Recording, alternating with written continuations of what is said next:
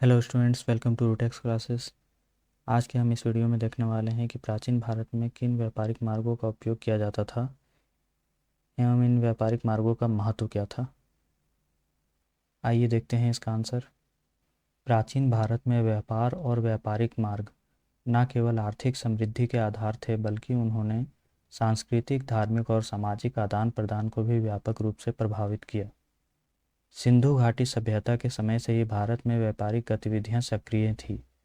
जहां हड़प्पा वासियों ने मेसोपोटामिया, सुमेर, फारस से व्यापारिक संबंध स्थापित किए, समय के साथ ये व्यापारिक परंपराएं और मार्ग अधिक संगठित, विस्तृत और प्रभावशाली होते गए। वैदिक काल में स्थानीय बाजारों का विकास हुआ, जबकि उत्तर वैदिक काल में लोहा, कृषि उपकरण, कपड़ा और आभूषण जैसे उत्पादों का आदान प्रदान गांवों और नगरों के बीच नियमित रूप से होने लगा। महाजनपद काल में जब नगरीकरण का विस्तार हुआ, तब व्यापार एक संगठित पेशा बन गया। अनेक नगर जैसे कि पाटलिपुत्र, बनारस, राजगृह, उज्जैनी, तक्षशिला और मथुरा जैसे व्यापारिक केंद्रों के रूप में उभरे। इन नगरों से जुड़ने वाले स्थलीय और जलमार्ग व्यापार के प्रमुख आधार बने। स्थलीय मार्गों में उत्तरापथ और दक्षिणापथ प्रमुख थे। उत्तरापथ गंधार से प्रारंभ होकर पाटलिपुत्र होते हुए बंगाल तक जाता था, जबकि दक्षिणापथ भारत को महाराष्ट्र, आंध्र प्रदेश और तमिल के क्षेत्र से जोड़ता था। इसी प्रकार एक और महत्वपूर्ण मार्ग पश्चिम से पूर्व की ओर गुजरता था, जो अरब सागर के बंदरगाहों को गंगा के मैदानी इलाकों से जोड़ता था। समुद्री मार्गों की दृष्टि से भारत की स्थिति अत्यंत अनुकूल थी। सिंधु, कच्छ, सौराष्ट्र, कोरमंडल और मालाबार तटों से अरब, मिस्र, रोम, दक्षिण पूर्व एशिया और चीन तक समुद्री व्यापार होता था।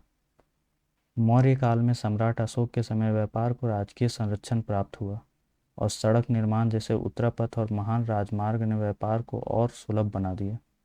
इस काल में व्यापारिक संघों और वानिकों की भूमिका अत्यंत महत्वपूर्ण रही। शुंग, सातवाहन और कुषाण काल में तो व्यापार ने और भी अधिक ऊंचाइयां प्राप्त की। विशेषकर रोम और चीन के साथ भारत का व्यापार काफ़ी फलदायी था। भारत से मसाले, रेशम, कीमती पत्थर, हाथी दांत और सुगंधित वस्तुएं निर्यात होती थीं, जबकि विदेशों से सोना, चांदी, मदिरा और रेशमी वस्त्र आयात किए जाते थे।